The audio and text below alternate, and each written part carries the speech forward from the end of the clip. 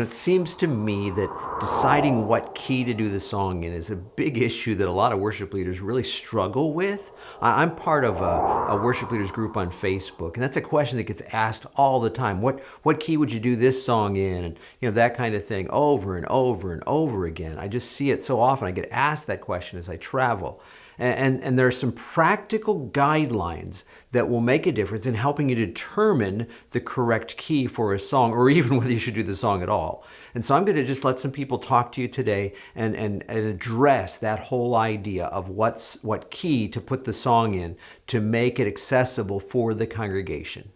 The greatest vocalist in the world had a quote recently that I think is helpful. Bob Dylan said, "Do you want us to pose or do you want us to play?"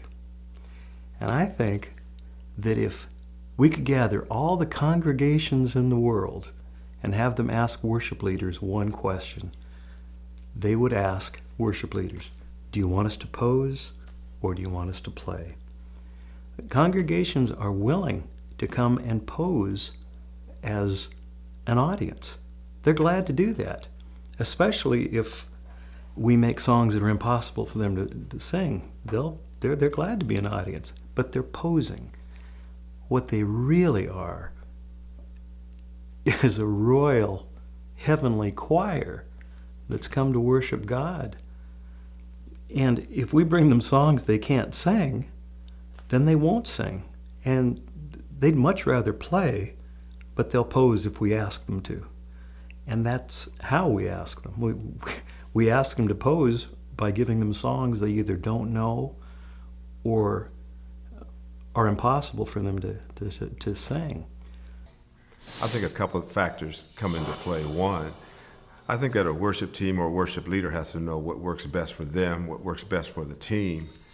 Then secondly, I feel like once they've landed in that area, then they also have to be considerate of, does this really work for the congregation? Some songs we do are more performance-oriented than they are participant-oriented. And I think that, at least in my leading, I try to be sensitive to that.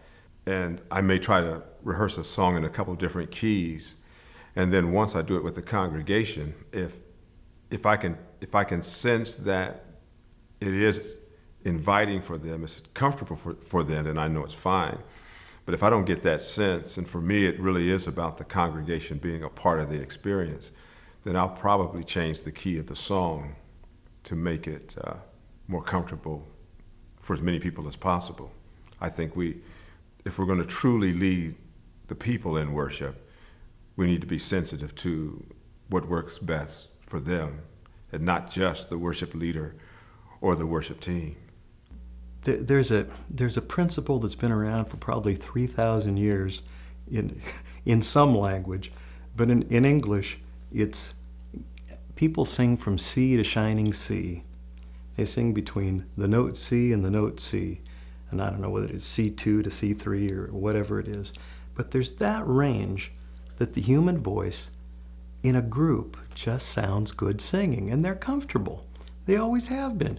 You can stretch it a little end on one end, you can stretch it a little bit on the other, but that's just how a congregation does well.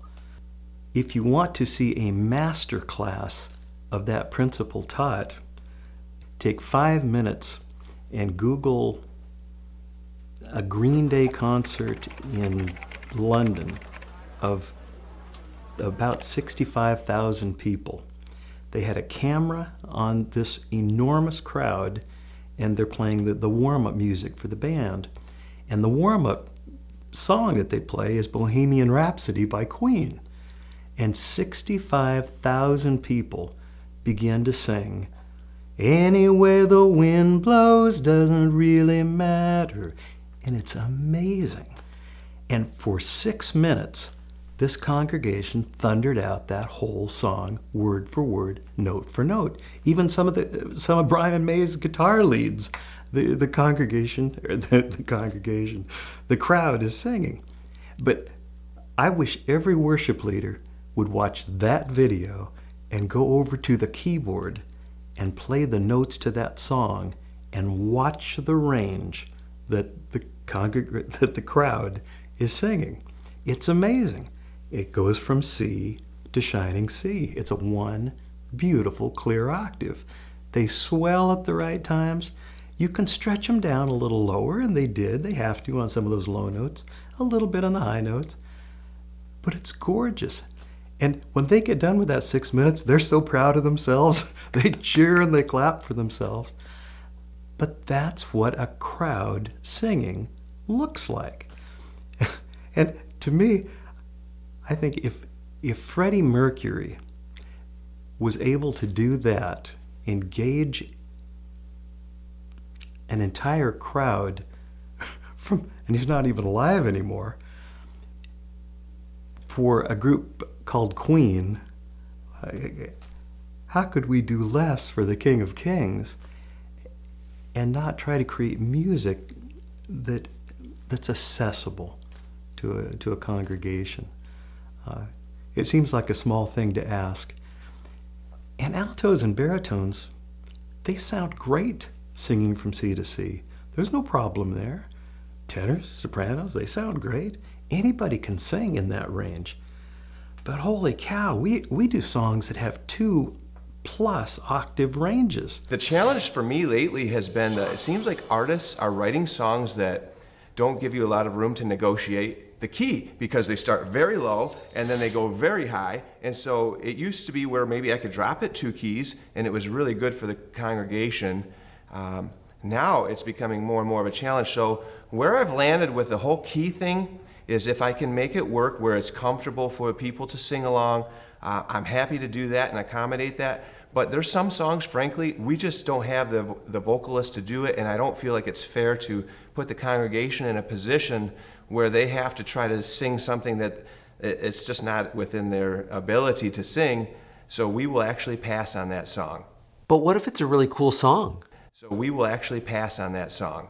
But what if it's by my favorite artist? So we will actually pass on that song.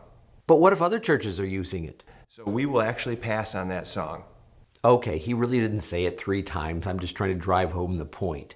You know, between those 3 guys right there, they have a cumulative total of over 100 years in leading worship. This is not theoretical information that I'm giving you here through them.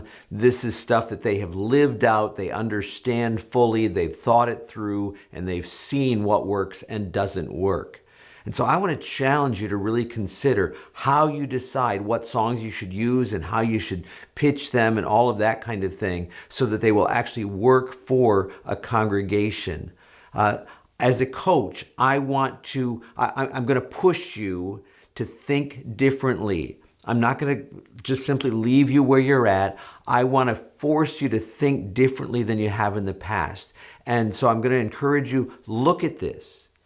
Does this really make sense? And if it does, what are you going to do with the information? Brought to you by myworshipleadingcoach.com. Helping you to be more fully equipped as a worship leader.